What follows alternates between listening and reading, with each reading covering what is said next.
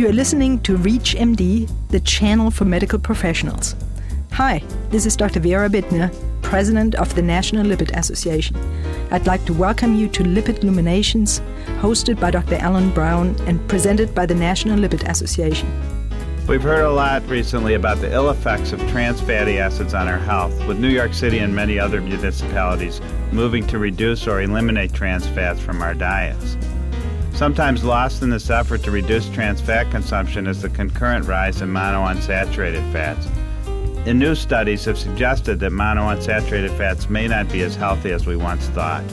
How can we help our patients parse out the ingredients in our diet, avoiding those that may be harmful to our health? Our guest today is Dr. Lawrence Rudel. He's professor of pathology and biochemistry and head of the lipid sciences at Wake Forest University School of Medicine. Dr. Rudel, welcome to the show. Thank you. So, we'd like to ask you a couple of questions regarding dietary fats and how they protect us from heart disease. There's so much in the media. Patients often get frustrated with reading something one day that's good for you and the next day finding out it isn't. So what dietary fats protect us from heart disease and which don't? That's a good question, and the answer to that is that polyunsaturated fats protect us from heart disease. Saturated fats and monounsaturated fats do not. Can you kind of review with us some of the data regarding atherosclerosis and the different dietary fat intake, and also maybe a few clues as to what we can tell our patients to help make decisions about how they read labels, etc.? Surely. What we've done in our studies is tried to find out at the level of the artery wall, the coronary arteries themselves, what kinds of fats really protect them and what kinds of fats do not. We've used monkeys and we've used mice in these studies, and we've had to feed the monkeys for as long as 5 years to see the effects on the artery wall. At the end of a study, we actually looked directly at the artery wall, and morphometrically and chemically, we measure how much cholesterol accumulation in the artery there is and how much plaque development has occurred, so that we can see exactly what the fat effects are on the arterial system itself. Now, when you do that, did you also look at the plasma lipoproteins? And then we looked at the plasma lipoproteins, and we looked at the good cholesterol, which is HDL, and the bad cholesterol, which is LDL, as well as examining what happened in the liver and trying to keep track of how the dietary fat affect those endpoints and how the endpoints relate to what we see in the arteries themselves. So can you discuss that with us a little bit? We sometimes think that dietary fat is more of an effect on chylomicrons and their remnants for that period immediately after eating. And I think there's still some misunderstanding about how these fats may affect the endogenous production of lipoproteins. So could you tell us with regard to saturated fat, monounsaturated, and polyunsaturated, the effects on the plasma lipoproteins? Surely, because there was a study in the mid-'80s done in humans by Fred Mattson and Scott Grundy, in which they compared monos, polys, and sats. And they actually made the first observation that low-density lipoproteins, or the bad guys, were actually as low with monos as they were with polys, and the HDL, or the good guys, were higher, so that the best risk factor relationship, low bad guys, low LDLs, and higher HDLs, was associated with monounsaturated fat consumption. So when we did the monkey study, we got exactly that outcome. But on the other hand, when we looked in the arteries, the monounsaturated fat caused as much atherosclerosis as the saturated fat. Only the polys protected. So the question was, how could this be? And it looks like the effects are really on the composition, the lipid composition, the fatty acid composition, cholesterol esters in the low-density lipoproteins. And I think it's probably been underappreciated how much the composition influences the amount of atherosclerosis that results. So that's fascinating, and therefore some of the concern in the media recently about monounsaturated fat intake. So I recall a study of rhesus monkeys many years ago that peanut oil led to atherosclerosis. Do we have similar data now for, say, olive oil? We have not used olive oil per se. We've used other monounsaturated fats, again, modeling after the original Mattson and Grundy study. But there's a lot of monounsaturated fat being added to our diet these days with modified dietary oils that have been generated since we've encouraged everybody to take trans fatty acids out of our food supply. What the food fat industry is doing is replacing trans with monounsaturated fat. And the evidence, of course, that we have is that this is not going to be a helpful change in fat composition. So that's eye-opening, to say the least. Do you feel that there might be some benefit simply because people are removing more saturated fat from their diet and switching to the monounsaturated, or should we be getting the message out there that they should be using polyunsaturated fat as much as possible? Well, as I said earlier, the evidence we got in the monkey studies, and we repeated it 3 times in mice, and the evidence is that monos don't protect any better than sats. Sats and monos both cause the same amount of atherosclerosis, so I would encourage everyone to use polys, either vegetable oil or N-3 fish oils and natural N-3 fatty acids, because the evidence is that they protect us much better. Fascinating. So you had pointed out that you noticed a change in the composition of LDL cholesterol, that was modified by monounsaturated fats. Can you describe that in a little more detail, and maybe whether you did some interventions to see if there was a benefit in making changes in the composition of LDL cholesterol? Surely. We had noticed in our monkey studies early on that the content in LDL particles was up to 70-75% cholesterol oleate, which is not naturally there. It's typically cholesterol linoleate, which is a polyunsaturated fatty acid. And that great enrichment of oleic acid, which is a monounsaturated fatty acid, related to the diet, we wondered how could that be?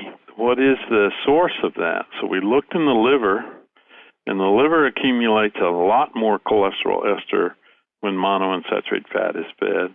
And that cholesterol ester in the liver is also cholesterol oleate, or the monounsaturated cholesterol ester. So we looked and examined which enzyme it is in the liver that actually makes that cholesterol ester. And that's an enzyme called ACAT2.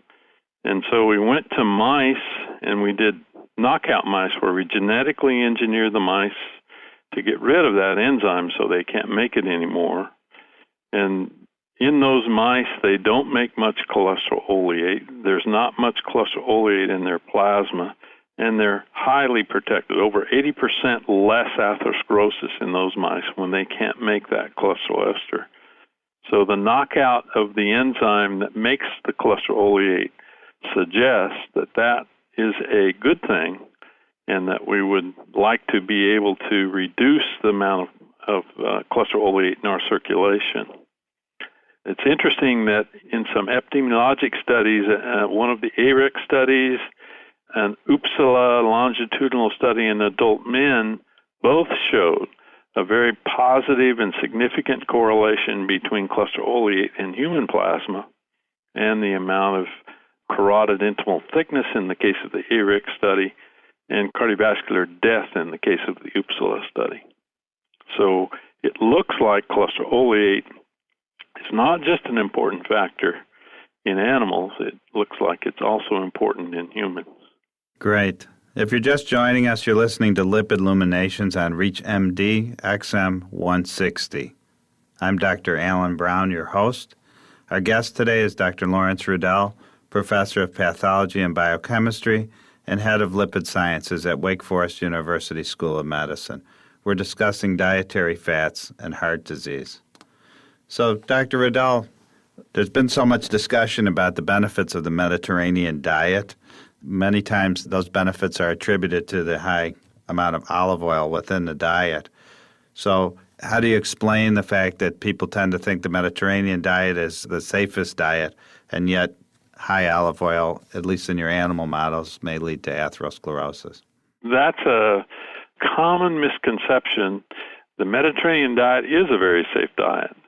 And we know from studies such as a 7-country study and a couple other studies that when people are fed the Mediterranean diet or naturally eat the Mediterranean diet, they generally have low incidence of heart disease.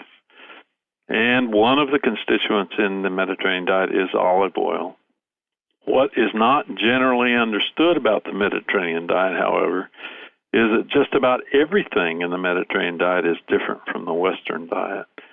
We have a lot of dairy products and animal fats and meats and those kind of ingredients in our diet that they don't have in the Mediterranean diet. They eat a lot more vegetables and high-fiber foods. They eat a lot of fish. We don't eat nearly as much fish in this country. They have lots of red wine. Just about every major food group in the Mediterranean diet is different from the Western diet. And so it's not accurate to say the Mediterranean diet protects you because of the olive oil. The Mediterranean diet protects you because it's got lots of protective things in it. It does have olive oil in it, but it may be good in spite of the olive oil.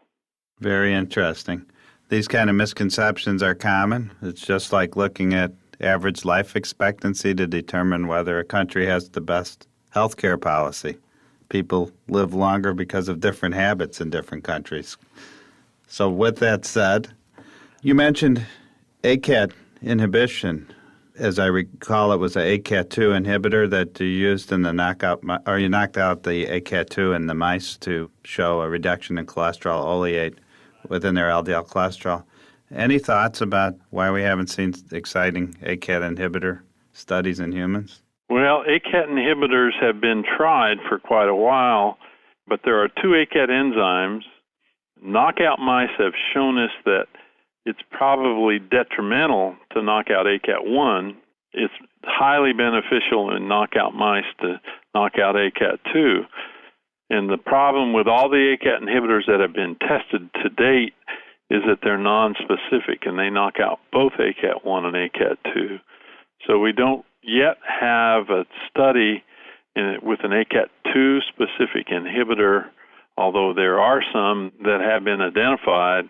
They have not been tested in humans yet, but the evidence is pretty good that we don't want to inhibit ACAT1. We want to confine it to ACAT2.